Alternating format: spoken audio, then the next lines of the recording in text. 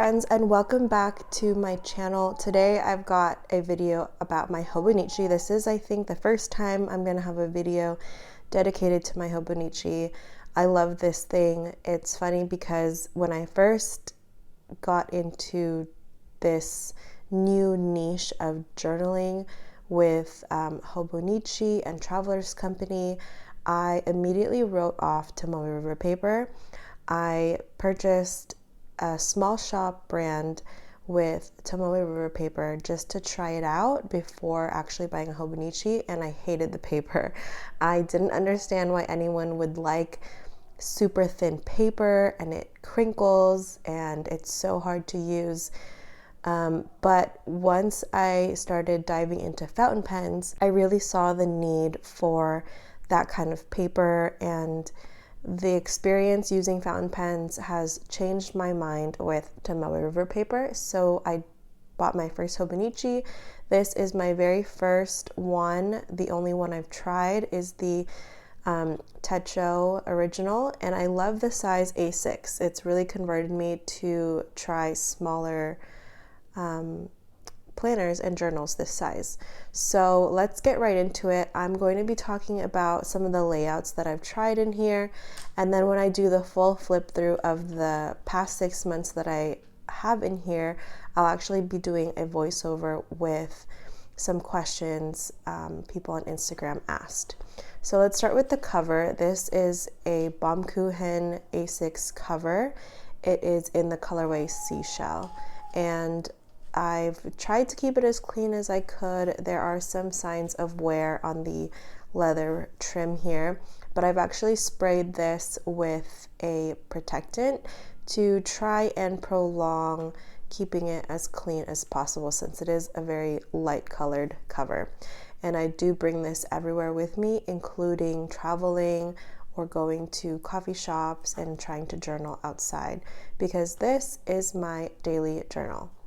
On the inside here, I have tucked in a Traveler's pencil board in the passport size. This is what I use to write on my daily pages. At first, when using Tomoe River paper, I didn't realize how sensitive it could be. I actually asked someone on Instagram, why do they have something to rest their hand on? And it's because of preventing oils, maybe lotion or hand oils or sweat from transferring onto the paper, because then fountain pen will react with that and might not write well. So ever since I learned about that, I have been using this passport size. I don't have an A6 pencil board. I don't currently see the need to get one, especially since I'll be getting the 2024 Traveler's Company pencil boards in soon, so I'll have enough to go around between my journals. I don't keep anything else in here, and I don't like to tuck the front part of the cover. I actually like to see it. On here I put some washi just to kind of add a personal touch to it. There's no washi on the back, I couldn't reach, but that way there was some color to it. So this is the Spring Start. Let's tuck this back in here, and it fits quite nicely. And then on the front, I don't really use this here. The Spring Start starts in April for the daily pages. I kind of just stuck this post-it in here from another journal spread, and I didn't want to throw this note away, so randomly in there.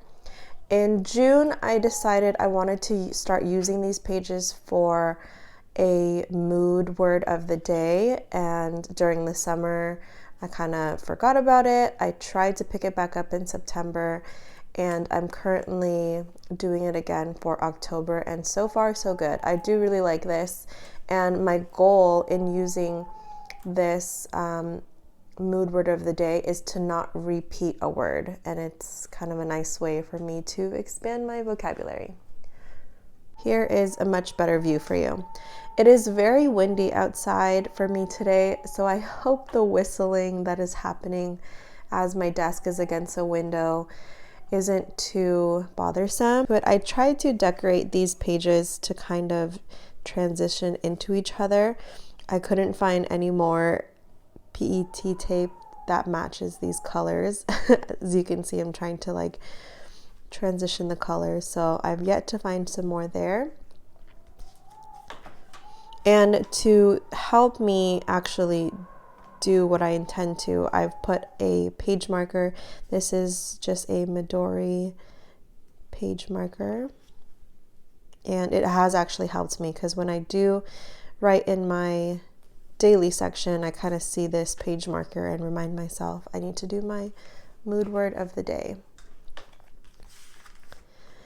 I do my ink swatches on Midori cream paper, but once I started enjoying Tomoe River paper, I noticed that the ink shows up very differently. I got this idea from Ina Christina on Instagram to use the monthly pages for ink swatches, and it's been a really great way to see how many colors of that shade I have. So these are my greens, and I can easily see that I have 10 green inks in my collection, and these are all mostly samples.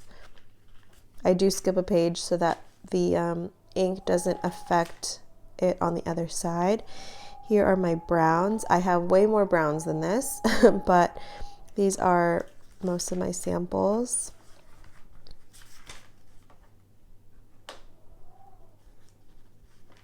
I've noticed that the colors that have a lot of sheening effect are very different. For example, I think it was in the blues. These Sailor inks, 122 and Sailor 224, show up very differently on Midori cream paper. They almost look all blue or all purple, not as dimensional as it is on Tomoe River paper. The few oranges that I have. And I'm pretty sure I have to update this a lot more, but I try to do it when I am making any new swatching cards. So we're going to get into the first month now. I like to decorate this page with some PET tape. Oh, actually, I did have one spread here. This was my spread before starting. I think I wrote down here what my intention was. Just kind of like a note to self. And I was actually in a really difficult mental space in terms of my planner and journaling system when I started this. I was having a hard time transitioning from bullet journaling and doing all the layouts yourself to something more structured and dated. So I think I did write about that here. But here is my April cover page. And I do have a cover page similar to this every month. Here is May. Let's look at all the cover pages. June, this one I actually sketched a little bit, and this girl is PET tape. And then July.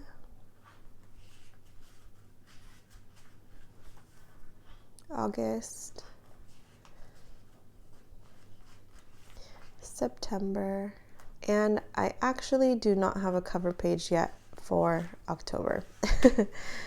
I wasn't able to at the time, and I've just kind of forgot about it, so eventually I will.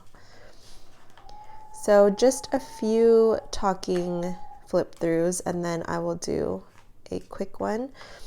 In the beginning, I did it with the time column and then writing on the right side. I really like to see what we were actually doing each day. So it wasn't for planning necessarily, but to see how our days actually went.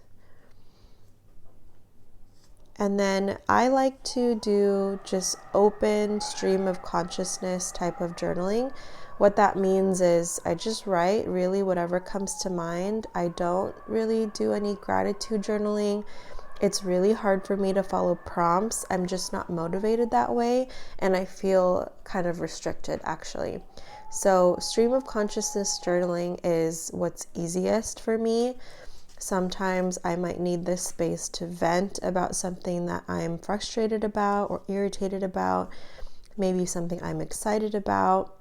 It could be about my kids, my husband, my husband's work, etc. So a lot of these pages, actually, I think I read through all of April, and a lot of it I did talk about just my journaling hobby and how much it brings me joy, and then the little things that my kids and I do. So this layout I did for all of April, and I did enjoy it. I don't think that I felt like I necessarily needed more writing space. It kind of helped to condense my thoughts, really help focus on what I wanted to write about. I had tried journaling in an A5 openly like this before I started the spring Techo, and it was really difficult. I personally feel like I have to fill up a page, and I was forcing myself to fill up a page in an A5, and that was just way too difficult. So this was actually really refreshing to have a limited amount of space. It wasn't too much space that I had to keep rambling on, but it was enough to just kind of focus on what I wanted to write. Right here in May, after 1 month, I don't know why, I just decided to start using the whole page. I think I might have gotten tired of writing our schedule. I do remember probably writing up until lunch, and then after lunch, as the day gets busier with the kids, I would forget to update this, and then the next morning, as I'm doing my after breakfast journaling, I would be struggling to remember what we did, and it would personally bother me when I couldn't fill it up with the activities we were doing, because I just wanted to see it completed. So I completely just removed that and started writing, and that is how I've continued it on so far. So everything is just text now, no scheduling. And I was decorating in the beginning. When I was on summer vacation in California, I started decorating less and less, and eventually it just got to only writing and text. So there it is. I'm going to go ahead and switch over to voiceover mode while I flip through the entirety of my completed daily pages. Our first question says, tips for staying consistent with daily journaling. Something that I have learned in the community and talking with friends and my own experience is that it's not for everyone. Daily journaling might not be for everyone.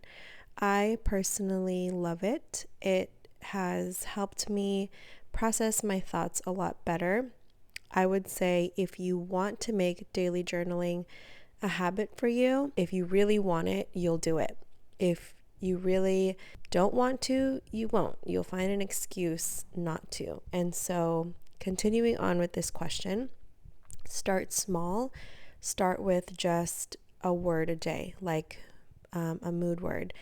That simple act of writing and making it a habit to put something down to paper will build that consistency. If you're someone who's already tried daily journaling, then try scaling back, something smaller, or try not doing a prompt if you were before.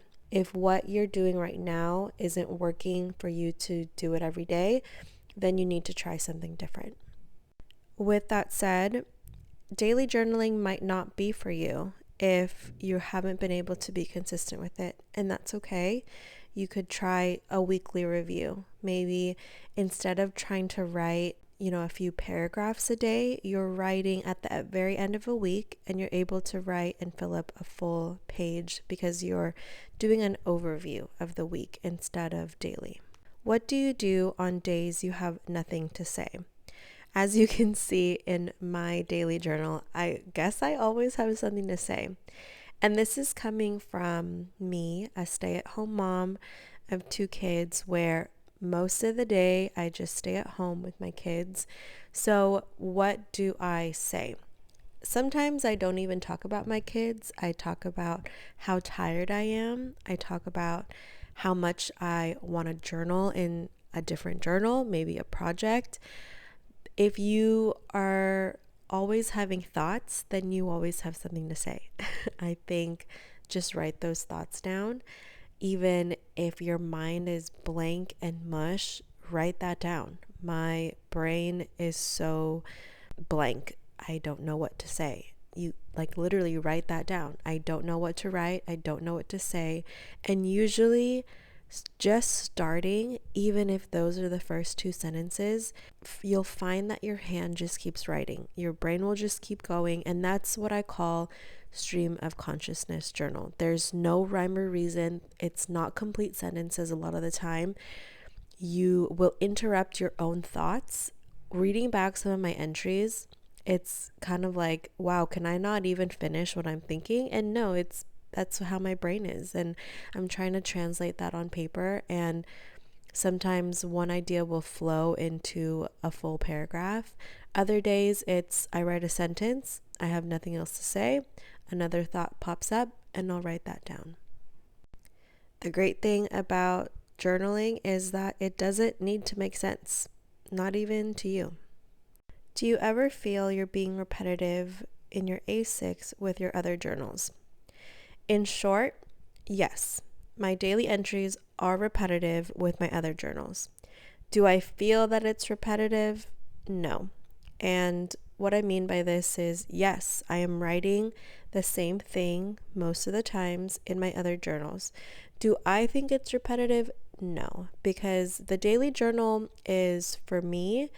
All my journals are for me, but in some of my other journals, like my Traveler's Company weekly vertical, a lot of that I would love to archive and show my kids someday. I might not necessarily show them my daily journal, although I'll be okay with them reading it. It's just that my weekly vertical is the highlights. It's either the biggest part of the day, whether that's positive or negative. And the daily journal is my stream of consciousness. It might not make sense to anyone else, like me talking about journaling a lot of the time, me talking about my YouTube video or Instagram post. That might not interest anyone else except myself when I read these back. So I do repeat a lot of things or memories in both, but I don't think it's repetitive in terms of archiving and reading these back, because it's not like I'm going to open all 3 or 4 of my journals when I'm looking back at these in the future. In fact, I've already looked back at some of my journals from last year, and when I'm reading them separately, I'm not reading them on the same day or even within the same week. I'm reading them months apart when I get in the mood to look at some of my old journals, and it's nice to reread the memories and the perspective I had before. Do you track things like gratitude or habits?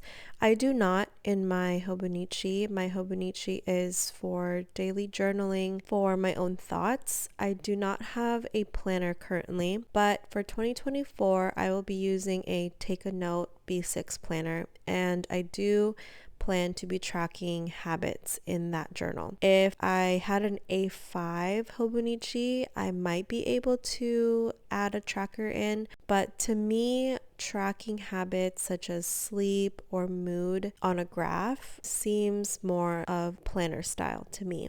Tracking moods with words, like I showed in the monthly section, is something that's more journaling style for me, like the feel good or maybe not feel so good days. Sometimes using the graph or tracking how many hours of sleep, it's more like work. So that's why I would say that I would add that in my planner for 2024. So where I'm planning my days and any events and appointments, I like to keep my habit trackers with that type of planning. I hope you enjoyed this flip through of my Hobonichi. I will definitely be continuing my Hobonichi A6 into next year. I've gone back and forth whether I want to upgrade the size to an A5, but I think with the addition of a planner next year, I will stick with the A6 size. Something that I'm really glad I did was get a spring start. I have no urge or want to get a December or year start, like January calendar year start, I kind of love that I have a spring start. I personally go with the seasons. When it is winter, I don't want to start change. I don't want anything new. I just want to hibernate and continue my slumber, be set in my ways, and be stubborn. And with spring, with the renewal of nature, that's when I'm most ready to change. So for Traveler's Company, I'm not changing my journaling style. So of course, I'm going to change the inserts with 2024, but with my Hobonichi, I will continue with spring. And I think that just helps not having way too many journals starting all at the same time. It can be really hard to enjoy the excitement of a brand new planner when everything is new all at the same time. I don't know how a lot of you do it, starting a new Hobonichi Weeks planner, a new Rings planner, while starting a new Memory Keeper journal. It's just way too much new all at the same time, including maybe getting new covers. And I just want to enjoy the excitement of each one slowly and get to really appreciate it. So come December, I will appreciate the new Traveler's Company inserts, and then come April, I will appreciate my new Hobonichi. So I'm looking forward to what Hobonichi will put out for 2024 spring. Let me know if you are a January start, December, January start, or a spring start. I'd like to see if anyone else thinks like I do and wants to start spring with the renewal of spring. As always, thank you for watching and supporting. If you enjoyed this video, do make sure you like and subscribe, and I will see you in the next one.